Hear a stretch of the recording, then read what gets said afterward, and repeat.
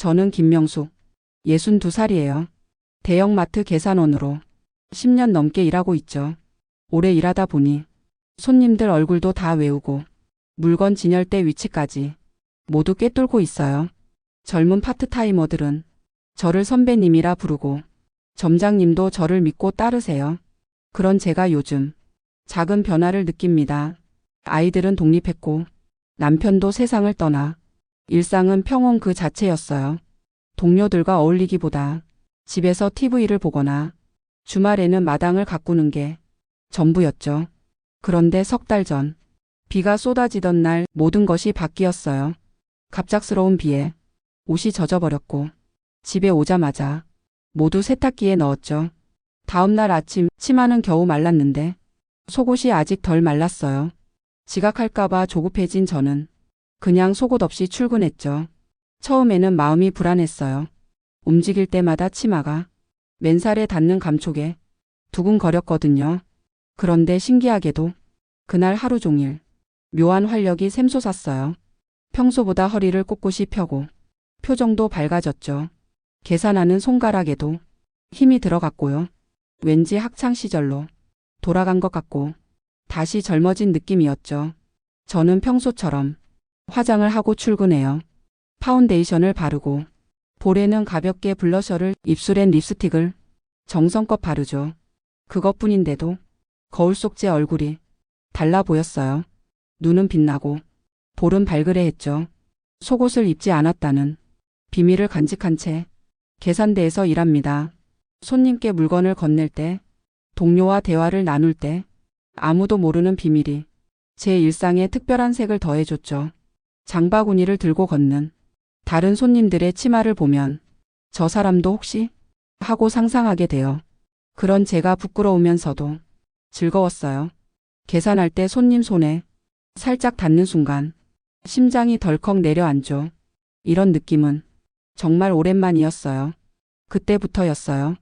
일주일에 한 번 속옷을 입지 않는 특별한 날을 정한 건 매주 목요일을 나만의 특별한 날로 정했어요. 목요일은 손님도 적고 근무 시간도 짧거든요. 무엇보다 그날은 그가 출근하는 날이었으니까요. 처음 2주간은 아무도 눈치채지 못했어요. 겉으로 보기엔 전혀 티가 안 나니까요. 하지만 제 안에서는 분명한 변화가 일어나고 있었죠.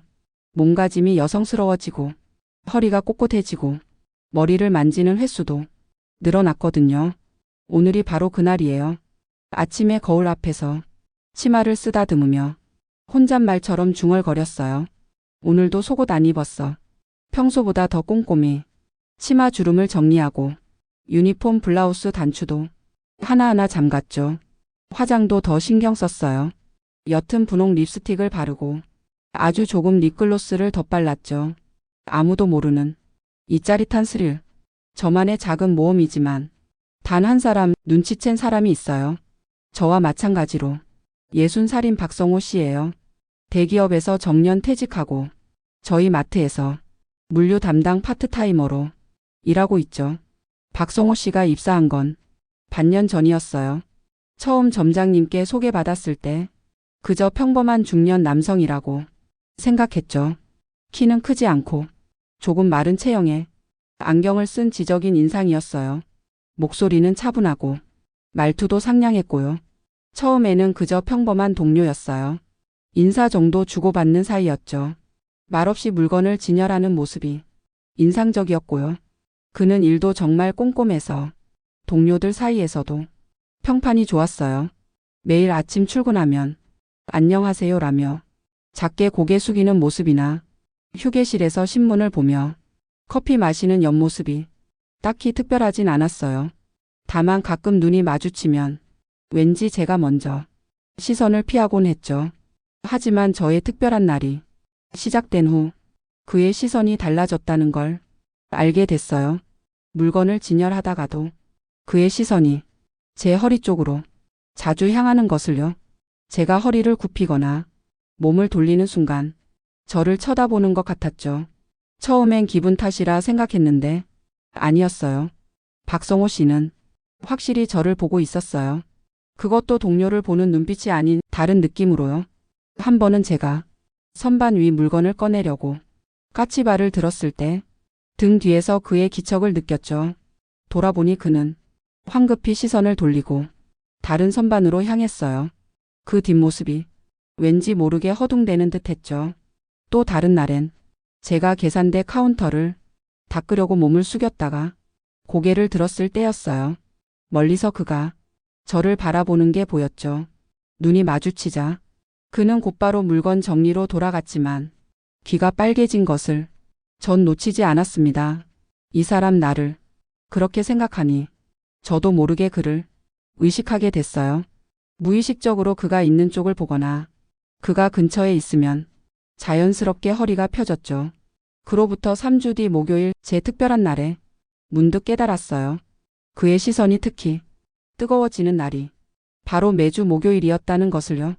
그날 퇴근 무렵 창고에서 재고 전표를 정리하고 있는데 뒤에서 목소리가 들렸죠. 김명숙 씨, 이거 마지막 재고 목록입니다. 돌아보니 박성호 씨가 서 있었어요. 전표를 받으려는데 그가 한 발짝 다가오더니 귓가에 속삭였죠. 혹시 오늘은 속옷 안 입으셨나요? 온몸에 전기가 흐르는 듯한 충격을 받았어요. 놀라움을 감추지 못하고 전표를 떨어뜨렸죠. 그는 전표를 주우면서 말을 이어갔어요. 실례했습니다. 하지만 신경이 쓰여서요. 물건 진열대 뒤 그림자 속에서 우리는 한동안 서로를 바라보았죠. 주위엔 아무도 없었어요. 그때 그의 눈은 평소의 온화한 표정과 달랐습니다. 눈동자 깊은 곳에 뭔가 숨겨져 있었어요. 그것을 욕망이라 해야 할까요? 아니면 단순한 호기심일까요? 하지만 그 시선은 분명 남성의 것이었어요. 순간 등골이 오싹했지만 저는 부정하지 않았어요. 어떻게 알았어요? 제 목소리는 놀라울 만큼 침착했어요. 나중에 알고 보니 약간의 도전적인 뉘앙스까지 담겨 있었죠. 박성호 씨는 살짝 고개를 숙인 채 대답했어요. 움직일 때 표정이요. 그리고 소리도 없고요.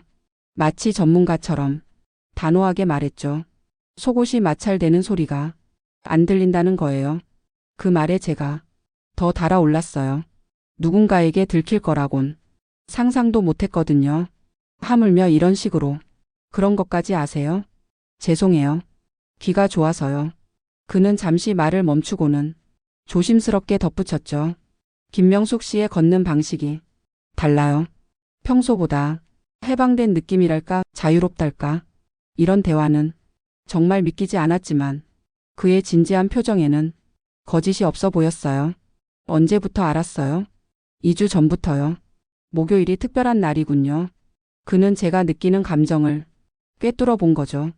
계산대에 설 때의 자세나 걷는 방식의 미묘한 변화, 무엇보다 표정의 차이를요. 박성호 씨야말로 저를 잘 보시는군요. 저도 모르게 튀어나온 말에 그는 부끄러운 듯 미소 지었어요.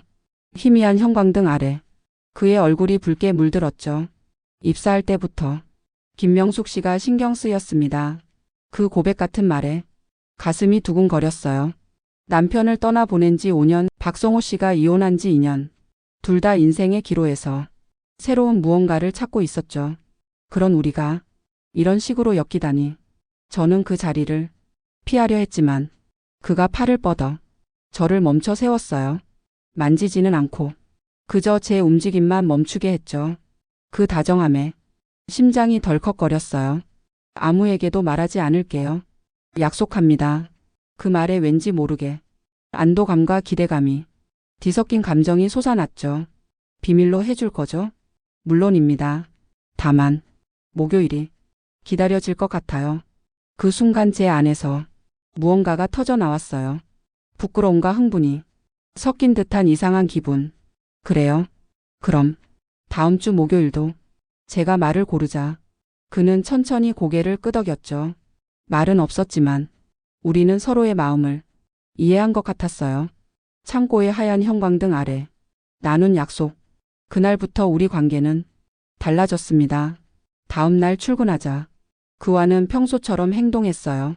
안녕하세요라는 인사도 휴게 시간의 사소한 대화도 늘 하던 대로였죠. 하지만 눈이 마주치면 비밀을 공유하는 공범 관계가 느껴졌어요.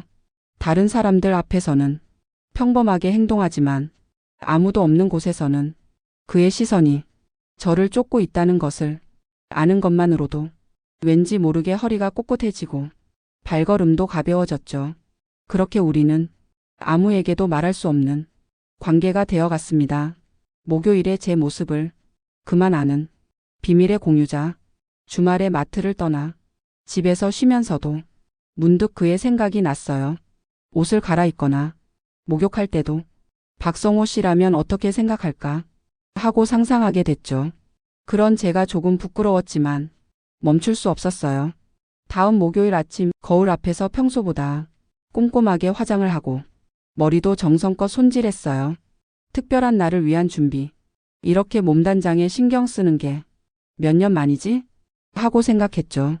그리고 특별한 날에 속옷 없이 계산대에 서서 그의 시선을 느끼며 바코드를 찍습니다. 아무것도 달라진 건 없는데 왠지 온몸이 민감해진 것 같아요.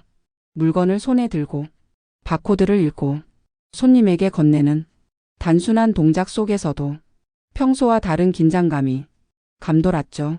김명숙 씨 이 선반 물건 보충 좀 부탁해요. 점장님이 그렇게 말하고 떠나자 그가 물건을 들고 다가왔어요. 선반을 가리키며 아무렇지 않게 귓가에 속삭였죠. 오늘도 그러신 거죠? 저는 작게 고개를 끄덕일 뿐 그가 옆에 있는 것만으로도 심장이 빨리 뛰는 걸 느꼈죠. 그가 떠나면 왠지 모르게 쓸쓸함을 느껴요. 하지만 그의 시선이 저를 쫓고 있다는 것을 알죠. 그 순간 저는 조금 대담하게 계산대에서 몸을 기울여 일부러 물건에 손을 뻗습니다. 그런 제 자신이 믿기지 않아요. 마치 젊은 시절로 돌아간 듯한 느낌이었죠. 점심시간 휴게실에서 둘만 남았을 때 그는 주위를 둘러보고 아무도 없는 것을 확인한 후 작은 목소리로 말했어요. 김명숙 씨 오늘은 특별히 아름다우시네요. 그래요? 고마워요. 그 립스틱 색깔 아주 잘 어울리네요. 작은 칭찬에 가슴이 설렜어요. 그런 느낌도 참 오랜만이었죠. 며칠 뒤 월요일 평소처럼 속옷을 입고 출근했습니다. 예전에는 아무렇지도 않았는데 왠지 답답하게 느껴졌어요. 제 몸이 특별한 날을 기억해 버린 것 같았죠. 그가 봉투에 담는 것을 돕는 척하며 다가왔어요. 오늘은 어떠세요? 입고 오셨나요? 저는 웃으며 대답했죠. 오늘은 검은색 레이스야. 그의 표정이 잠시 어두워지는 게 왠지 모르게 기뻤어요. 아쉽네요. 당신을 위해 안 입는 건 아니거든. 그렇게 말하면서도 그의 반응을 기대하는 제가 있었죠. 그런 밀고 당기기가 일상의 재미를 더해줬어요. 목요일이 올 때마다 저의 특별한 날은 계속됩니다. 동료들과 평범하게 대화하고 손님들에게 웃으며 대하면서도 그 안에서는 비밀을 간직하고 있는 이 짜릿한 스릴이 일상을 선명하게 채워줬어요.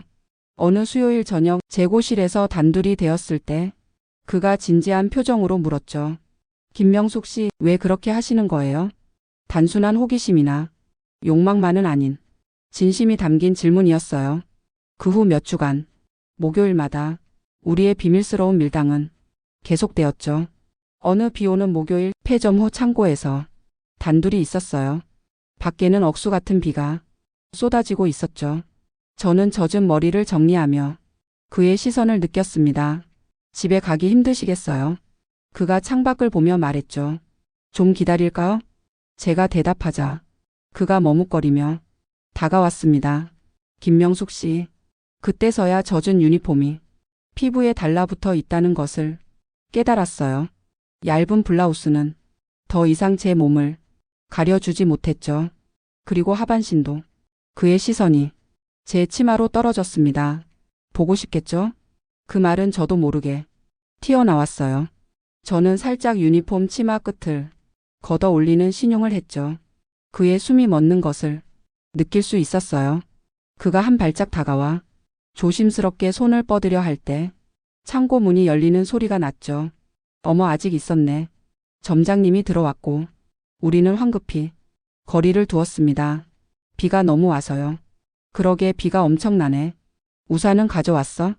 그의 대화에 답하면서도 아까의 긴장감이 몸에 남아 있었죠. 그의 표정도 어딘가 아쉬워 보였고요. 그때 점장님이 오지 않았다면 그렇게 생각하니 가슴이 계속 두근거렸어요. 그로부터 일주일이 지났지만 우리는 그날의 일에 대해 직접 이야기하지 않았어요. 하지만 분위기가 달라졌음을 느낄 수 있었죠. 평범한 평일에는 늘 하던 대로 일해요. 계산을 하고 물건을 진열하고 손님을 응대하죠. 언제 봐도 미소가 참 좋네요. 라는 말을 듣는 일도 늘어났어요. 거울을 보면 눈가 주름이 깊어지고 볼살이 처진 것도 부정할 수 없지만 눈에는 젊은 활기가 돌아온 것 같았어요. 어느 날 점심시간 마트 뒤 작은 공원 벤치에서 우연히 박성호 씨를 만났습니다. 안녕하세요, 김명숙 씨. 여기서 늘 점심을 드세요? 아니요, 오늘은 날씨가 좋아서 밖에서 먹고 싶어서요. 그가 제 옆에 앉아 시시콜콜한 대화를 나눴죠. 주위에 사람도 없고 단둘이 있었지만 특별한 일은 없었어요. 그저 바람 속에서 나란히 앉아 주먹밥을 먹는 것만으로도 10분이 특별한 시간이었죠. 김명숙 씨, 지난주 일은 신경 쓰지 마세요. 나쁜 짓을 한 것도 아니니까요. 제 말에 그는 안심한 듯 어깨에 힘을 뺐습니다. 만약 그때 일이 계속되었다면 그건 아무도 모르는 일이죠. 그렇게 말하며 우리는 작게 웃었어요.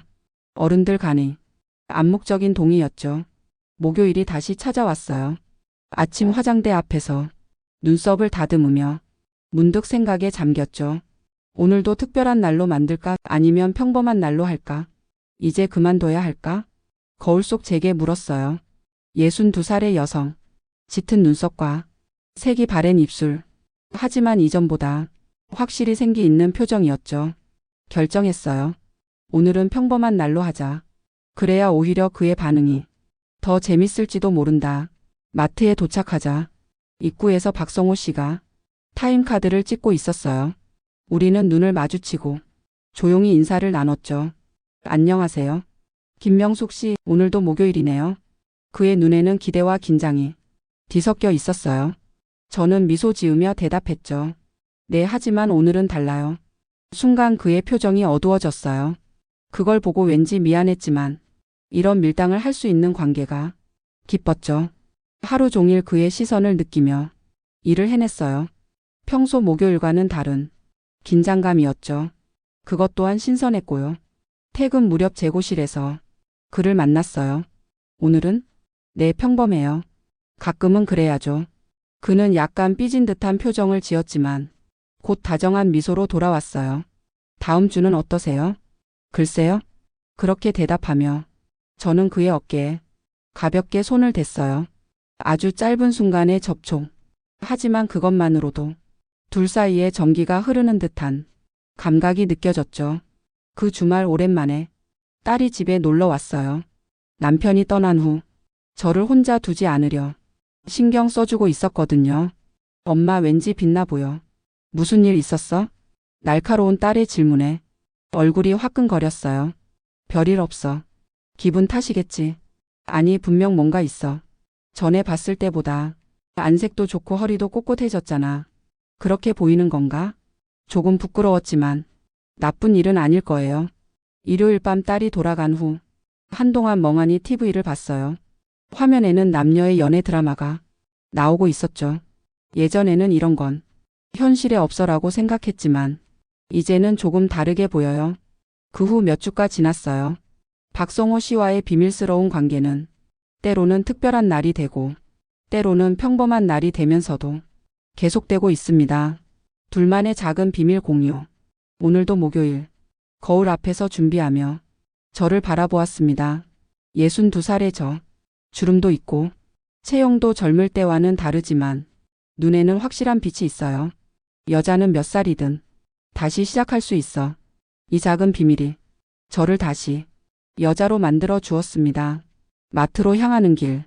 문득 하늘을 올려다보니 구름 한 점 없이 맑았죠. 저는 미소 지으며 혼잣말했습니다. 오늘도 속옷 안 입을 거야. 그만두려 했던 특별한 날. 하지만 그 사람의 시선이 있다면 저는 다시, 그리고 그 사람의 시선이 저를 여자로 봐주는 한, 이 비밀스러운 관계도, 저의 재시작도 아직 끝나지 않을 겁니다.